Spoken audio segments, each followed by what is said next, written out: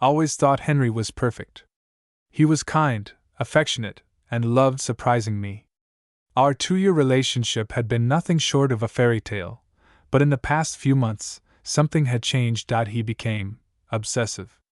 If I didn't text back right away, he'd bombard me with messages. If I made plans without him, he'd sulk for days.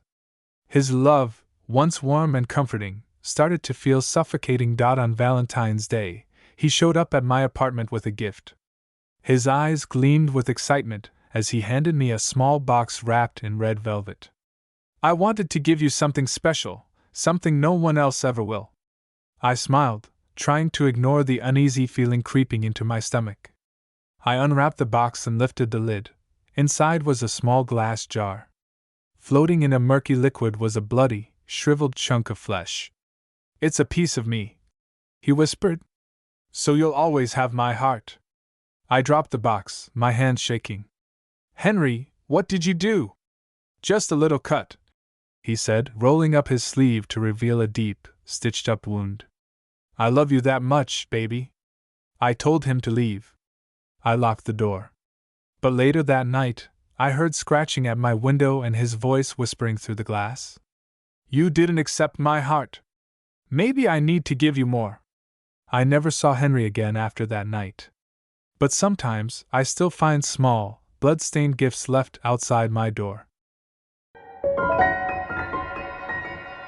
It started with the feeling of being watched. At first, I thought I was imagining it. The slight shiver down my spine when I walked home late. The shadow that always seemed to linger just out of sight. But then the notes started showing up. The first one was tucked under my windshield wiper. "You look beautiful today." I shrugged it off. Probably some harmless admirer.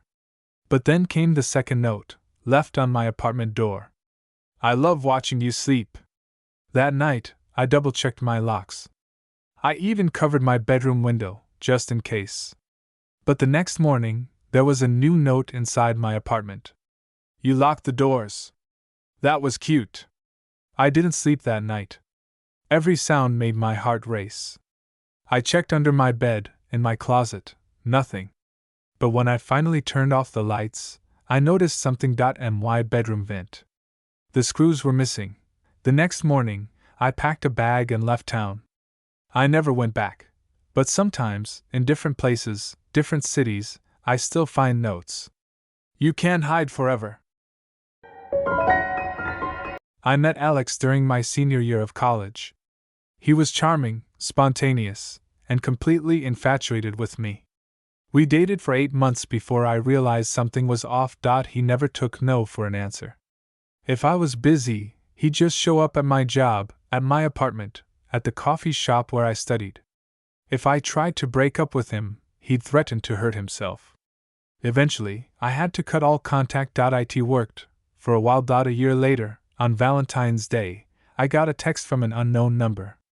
"Happy anniversary, baby. I miss you." I blocked it.